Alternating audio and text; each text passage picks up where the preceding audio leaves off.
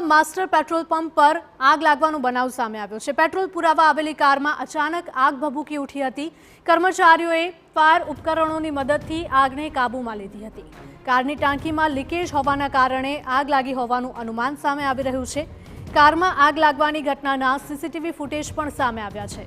તો કાર ચાલક સહિત અન્ય લોકોનો ચમત્કારિક બચાવ થયો હતો।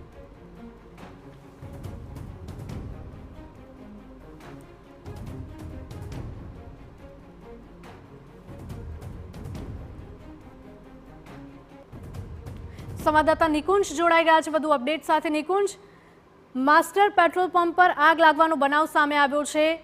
કારમાં અચાનક જ આગ લાગી હતી। ચોક્કસથી આ ગોધરા શહેરના જે કોઠી સ્ટીલ નજીક જે માસ્ટર પેટ્રોલ પંપ આવેલો છે ત્યાંની ઘટના છે। એક કાર જ્યારે ત્યાં પેટ્રોલ પંપ ઉપર જે ઈંધણ ભરાવા આવી હતી ને ત્યાં ઈંધણ ભરાવતી વખતે જ અચાનક જે ગાડીમાં આગ લાગવાની ઘટના બની હતી। સીસીટીવી આ સમગ્ર ઘટનાના છે તે સામે આવ્યા છે। પેટ્રોલ પંપ માલિક તેમજ જે ત્યાંના કર્મચારીઓ છે તેઓએ સમય સૂચકતા વાપરી અને ફાયર જે ઉપકરણો પેટ્રોલ પંપ પર હતા તેનો ઉપયોગ કરી અને આગ ઉપર કાબુ મેળવ્યો હતો। જે પ્રાથમિક માહિતી સામે આવી રહી છે તેની અંદર જે પેટ્રોલ પુરાવા માટે જે આવેલી કાર હતી તેના ટાંકીમાં લીકેજ હોવાના કારણે આ ઘટના બની હોવાનું હાલ સામે આવ્યું છે।